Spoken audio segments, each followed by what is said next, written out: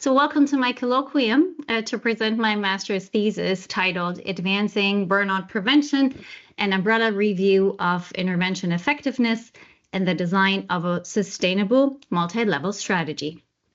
So just a quick glance here at the agenda. I'll introduce you to the background before we dive into my research focus areas, and we'll have a quick look at the concept of burnout for a little bit of theoretical background. Then we'll look at the methodology that I employed to synthesize the evidence on effective burnout prevention before we look at how I bridged research and practice through an evidence-based and integrative burnout prevention strategy. And then we'll conclude. All right, let's get started with the background. So burnout threatens employee well-being, organizational productivity, and public health. What does that mean? Burnout has truly become a global issue, with burnout rates between 10 and 70% in Europe. North America is recently reporting about half of the workforce with burnout symptoms. And for Asia, there are exceptionally high numbers of 62.9 reported just recently for burnout prevalence. That prevalence is also rising, especially for vulnerable occupational groups, such as frontline workers, including healthcare, educational, social services, and those burnout rates have amplified over the last couple of years due to the pandemic-related stressors. And we see soaring rates of 52% of burnout prevalence for the global public health workforce and for teachers across 4 continents. Furthermore, burnout itself is a very complex and contested concept. There is a lot of debate on its diagnosis, recognition as a medical condition, and so on, which hinders interventions. And also because of that, there is insufficient prevention. It's very fragmented and very much focused on individual coping, meaning that people need to adjust how they deal with their environment rather than looking at systemic factors. So why does that actually matter? Burnout poses a significant human, organizational, and societal threat. From a human point of things, it is a major contributor to the onset of manifest mental disorders and secondary conditions such as chronic physical illness, and also for substance abuse. For chronic physical illness, that includes type 2 diabetes, high cholesterol, respiratory problems, headaches, sleep disturbances, injuries, last but not least, premature death. And for the organization itself, a recent Deloitte study has found that about 68 billion US dollars are incurred annually due to the costs of poor mental health for UK employers.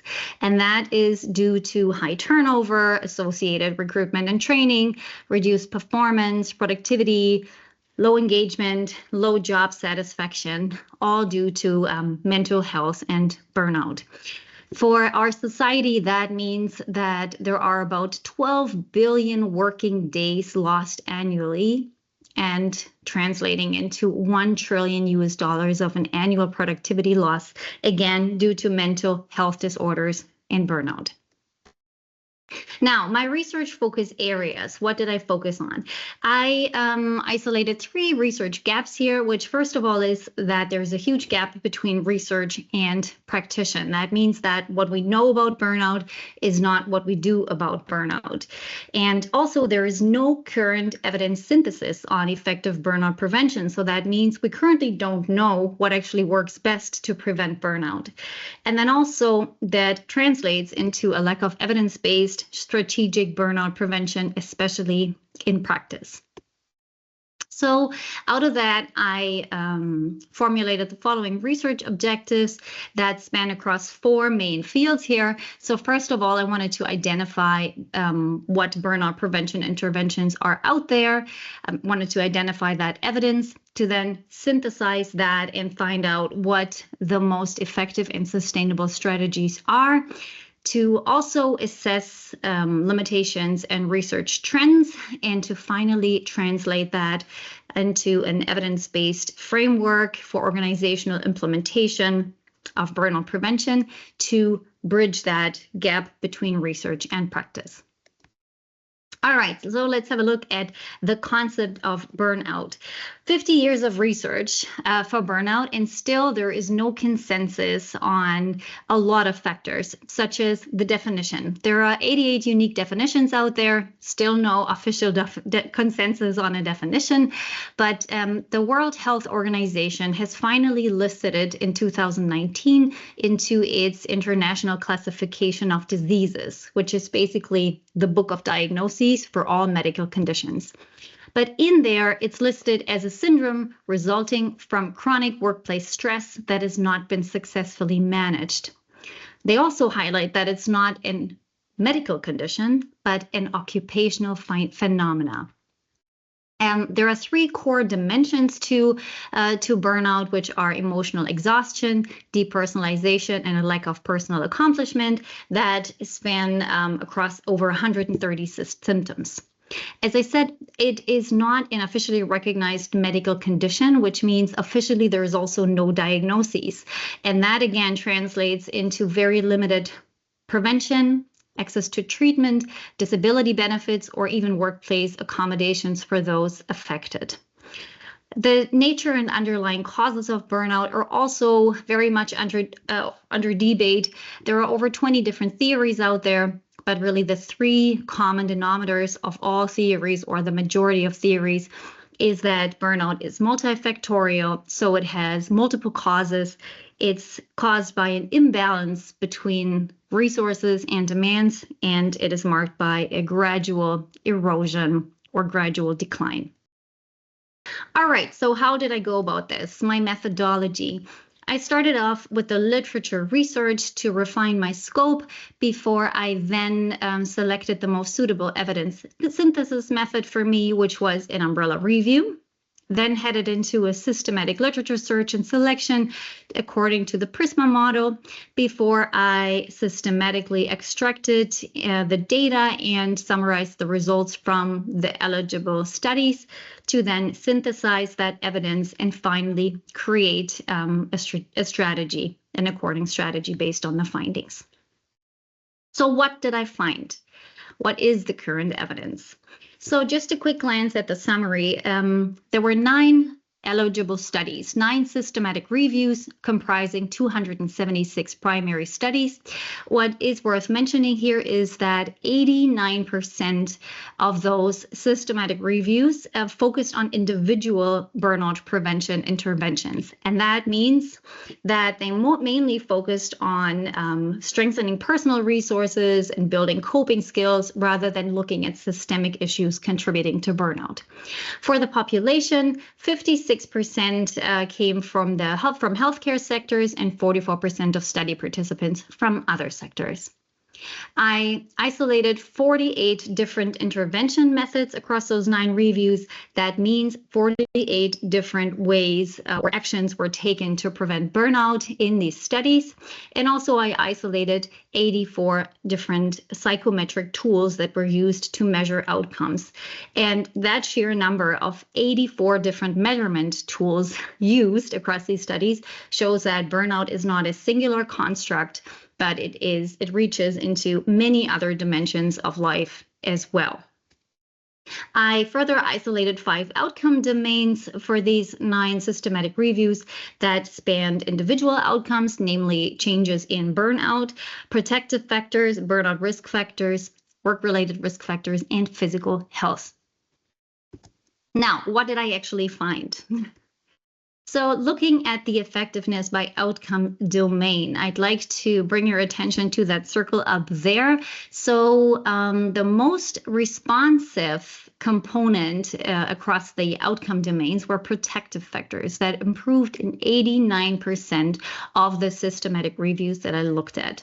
Individual outcomes, namely changes in burnout, changed in 78% of the systematic reviews, and burnout risk factors and work-related risk factors changed in 60 or had positive changes in 67% of the studies. Also, general and physical health, positive impacts were reported in 56% of the reviews.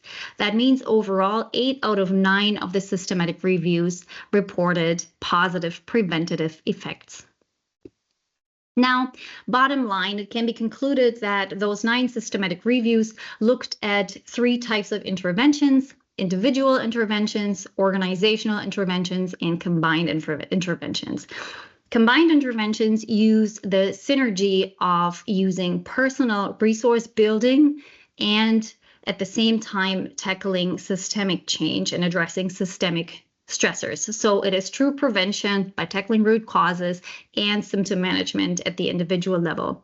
Those were the longest lasting and most successful strategies, with success rates at 70 to 100%. And the most effective strategies here were personal resource building, social support, job crafting, and structural changes with sustained effects of up to 3 years. Enablers of sustained success across those interventions, across the studies, were leadership engagement, team level support, and systemic adjustments. And in a nutshell, it can be said that individual resilience is most effective when it is reinforced by supportive work environments. Now, a quick glance at the limitations that I identified within the umbrella review. There were several methodological weaknesses. There was a high heterogeneity in intervention methods, study designs, measurement tools, short follow-up periods. That means that study participants were followed mostly less than 6 months. There were diagnostic inconsistencies and also a narrow intervention focus, which means the main focus was on individual coping rather than systemic strategies. Now, what did I do with these findings? I translated that into an evidence-based burnout prevention strategy that has 3 main pillars. The first pillar is a multi-level burnout prevention framework, which leverages that dual and synergistic approach of strengthening personal resources and simultaneously addressing workplace stressors to harness those long-term burnout prevention results, and also embedding that central component of leadership and social support. Then secondly, organizational culture and organizational commitment is crucial for burnout prevention. That means that organizations need to acknowledge that burnout is a systemic issue rather than a personal problem, and that the proactive management of psychological hazards needs to be embedded into core values, principles, and practices. So what I did with that is I developed a set of mental health principles that can be used to anchor and to communicate that organizational commitment, and also to help guide action for employees at all levels. And then the third component is that I created a framework for an evidence-based program planning and design, so that logic model that I created here can guide effective program design and evaluation by outlining the essential components needed for that. Then we're already ready to conclude here. So what did we find out? What did I learn? The conclusion really is that prevention is not about avoiding burnout, but it is very much about protecting human capital. And there needs to be a shared accountability among employees, leaders, and systems. This is not something that the individual can solve alone. And proactive prevention needs to replace reactive crisis management and symptom relief, and root causes need to be tackled rather than focusing on short-term symptoms.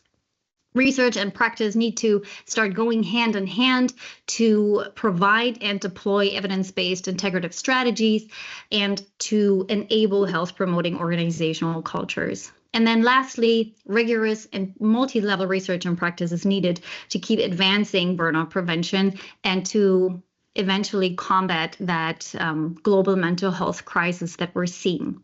I'd like to conclude with this quotation down here: "Neither changing the setting nor changing the individual is enough. Effective change occurs when both develop in an integrated fashion." That nicely sums up what we've talked about and what I found out, and also sums up with one of the pioneering researchers, Christina Maslach.